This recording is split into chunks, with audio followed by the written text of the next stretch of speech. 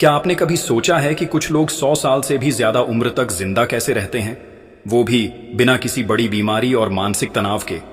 इस अध्याय में लेखक हेक्टर गार्सिया और फ्रांसिस्क मिरालेस हमें लेकर चलते हैं जापान के एक विशेष द्वीप ओकिनावा की ओर। यह दुनिया की सबसे ज्यादा सेंटेनेरियंस यानी 100 साल से अधिक उम्र वाले लोगों की भूमि है, लेकिन उनकी उम्र ही नहीं, उनकी जीवन शैली और मानसिक शांति भी पूरी दुनिया के लिए प्रेरणा है। लेखक बताते हैं कि ओकिनावा के लोग सिर्फ लंबा जीवन नहीं जीते, बल्कि वो जीवन उत्साह, उद्देश्य और खुशहाली से भरपूर होता है। उनका रहन सहन बहुत सरल होता है, शांति से जीना, अपने काम से प्रेम करना और हर दिन को एक उपहार की तरह जीना। यहाँ का वातावरण शांत और समुदाय केंद्रित है। बुजुर्ग लोग भी सामाजिक रूप से सक्रिय रहते हैं। वे बागवानी करते हैं, नाचते हैं, गाते हैं और अपने मोए ग्रुप के साथ समय बिताते हैं।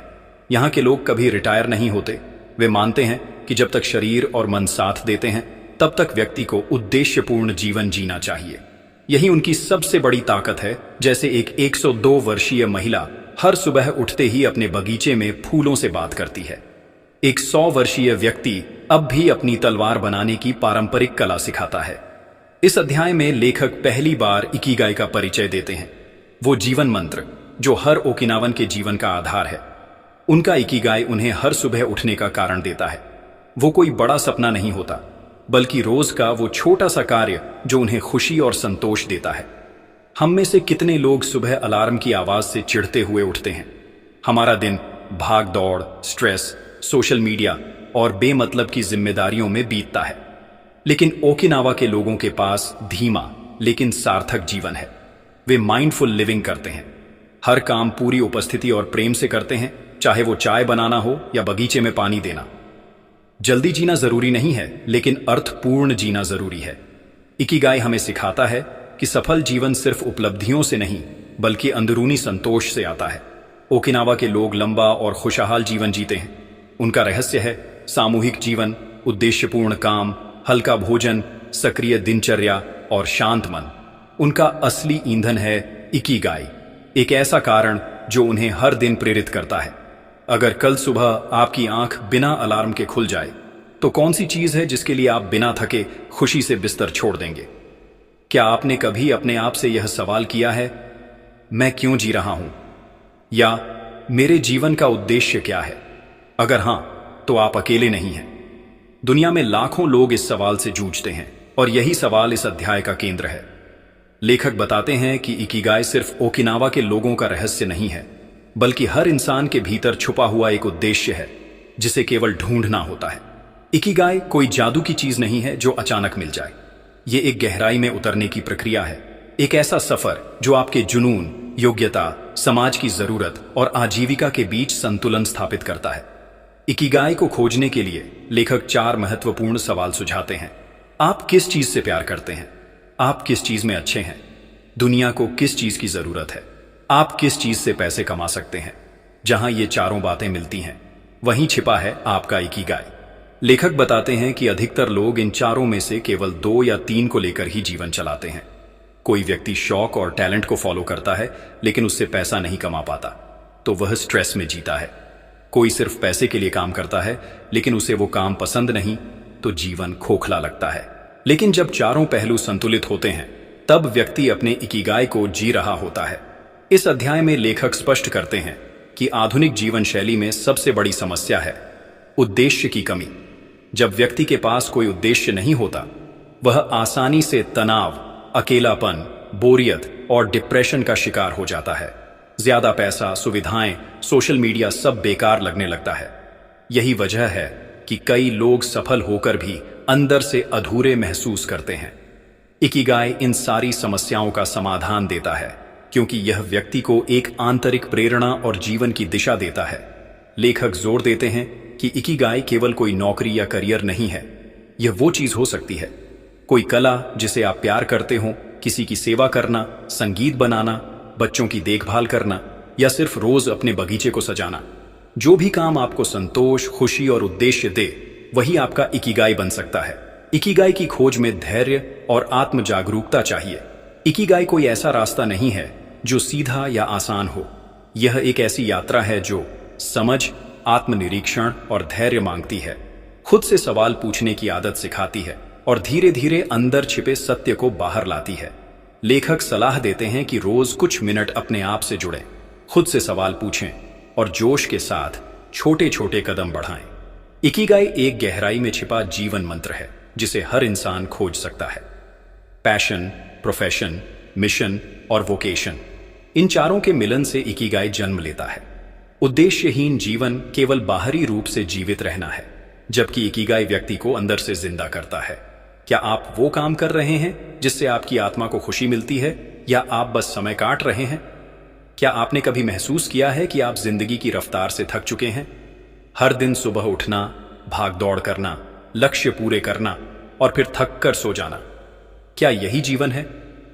इस अध्याय में लेखक हमें एक बेहद जरूरी और अनदेखा पहलू की ओर ध्यान दिलाते हैं, धीमा और संतुलित जीवन जीना। क्योंकि इकिगाई केवल उद्देश्य की बात नहीं करता, वह तनाव मुक्त और माइंडफुल जीवन शैली को भी जरूरी मानता है। लेखक बताते हैं कि आधुनिक दुनिया में तनाव, स्ट्रेस, एक साइलेंट किलर बन गया है। यह धीरे धीरे शरीर, दिमाग और आत्मा को खोखला कर देता है। High blood pressure, heart disease, depression, anxiety, ये सब तनाव की देन है। दुख की बात यह है कि हम में से अधिकतर लोग इसे नॉर्मल मानने लगे हैं। ओकिनावा और जापान की संस्कृति में एक अनमोल जीवन सिद्धांत है, इस समय में पूरी तरह उपस्थित रहो। यहाँ के लोग किसी भी कार्य को जल्दबाजी में नहीं करते। वे धीरे धीरे खाना खाते हैं, मन लगाकर बात करते हैं और पूरी उपस्थिति के साथ काम करते हैं। उनकी जीवन शैली में जल्दबाजी नहीं बल्कि सजगता होती है।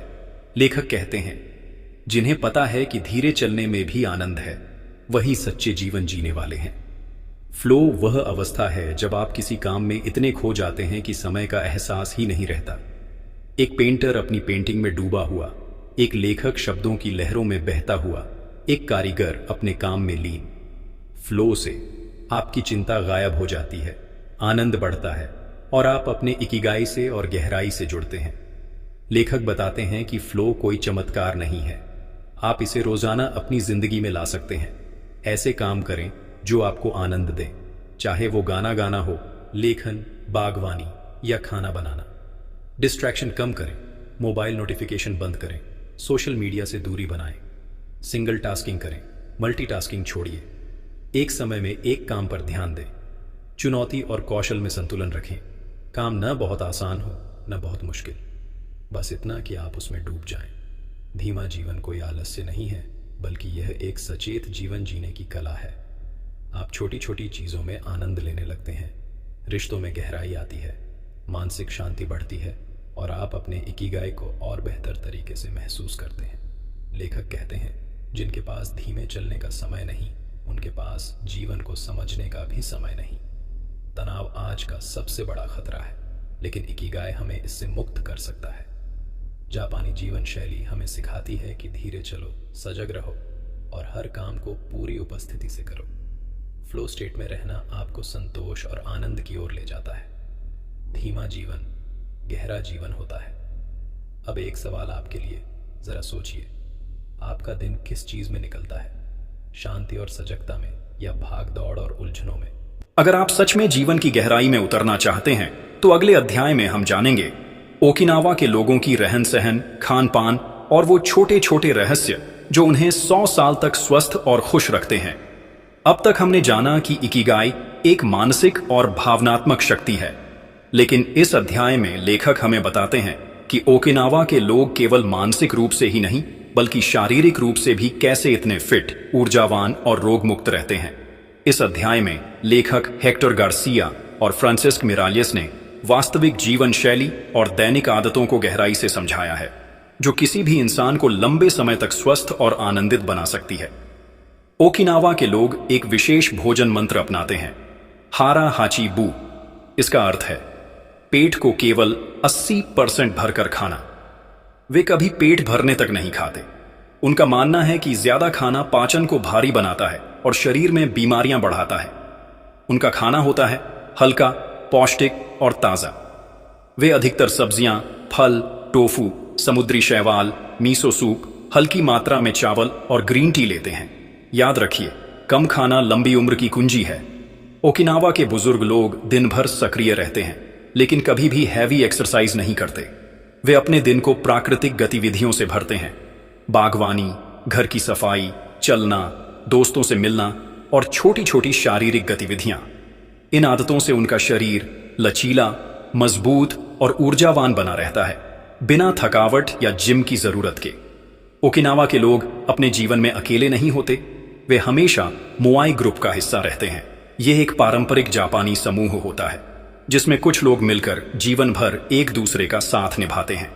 वे एक दूसरे की मदद करते हैं, दुख सुख साझा करते हैं और भावनात्मक सहारा बनते हैं। यह सामाजिक जुड़ाव ही उनकी मानसिक स्थिरता और खुशी का बड़ा कारण है। ओकिनावा के लोग रोज का एक सधा हुआ रूटीन फॉलो करते हैं। सुबह जल्दी उठना, प्रार्थना या ध्यान करना, हल्का भोजन, सामाजिक गतिविधियां और शाम को जल्दी सो जाना। इस नियमितता से उनका शरीर और दिमाग स्थिर रहता है और जीवन में अराजकता की जगह शांति होती है। लेखक बताते हैं कि ओकिनावा के लोग छोटे छोटे क्षणों का आनंद लेते हैं। सूरज की रोशनी, फूलों की खुशबू, बच्चों की मुस्कान, संगीत की धुन। यही छोटे छोटे सजग आनंद जीवन को खूबसूरत बनाते हैं और यही इकिगाई की असली भावना है। ओकिनावा के लोग लंबा जीवन जीते हैं क्योंकि उनकी दिनचर्या प्राकृतिक, संतुलित और सामूहिक होती है। हारा हचिबू, नियमित हल्की गतिविधि, सामाजिक सहयोग और सजग दिनचर्या, ये सब उनके स्वास्थ्य के मुख्य स्तंभ हैं। जीवन की सुंदरता छिपी होती है छोटे लेकिन सार्थक कार्यों में। क्या आप भी ऐसा जीवन जीते हैं जिसमें शरीर सक्रिय, मन शांत और रिश्ते जीवंत हों? अगर नहीं, तो अगला अध्याय आपको बताएगा कि हम अपने माइंड और स्पिरिट को कैसे मजबूत करें और उम्र के साथ मानसिक ऊर्जा कैसे बनाए रखें।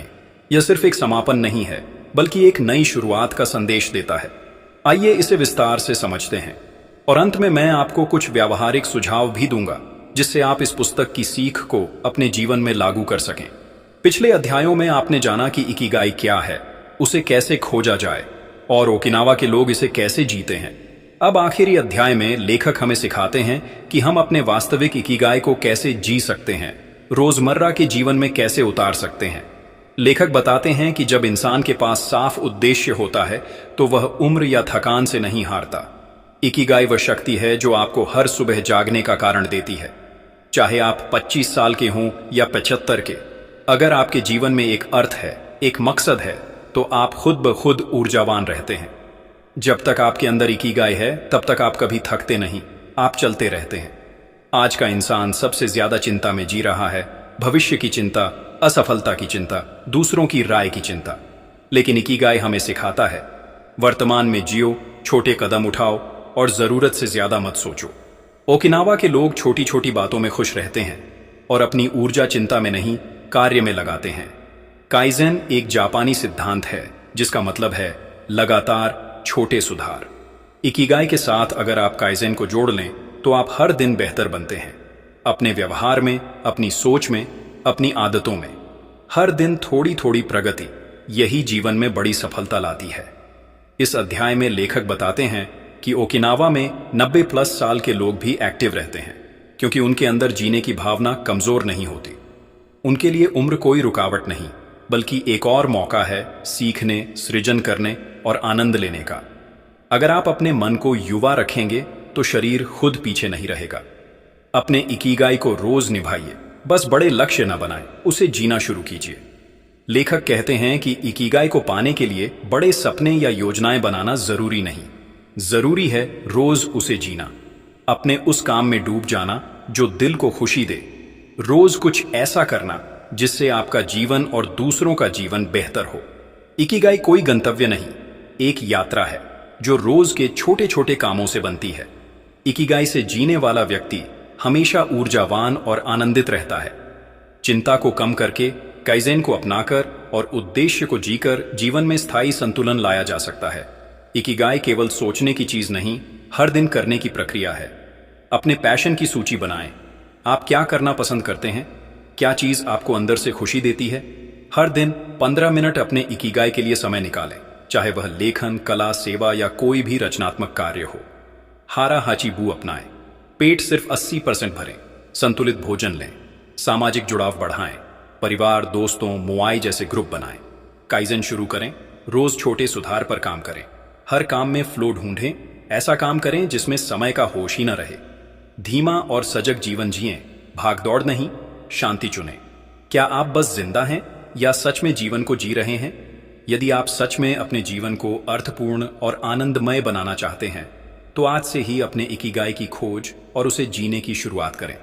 आपका एक छोटा सा सपोर्ट हमें और बेहतरीन वीडियो लाने के लिए प्रेरित करेगा। अगर आपको यह वीडियो पसंद आया हो तो लाइक करें, शेयर करें और चैनल को सब्सक्राइब करें।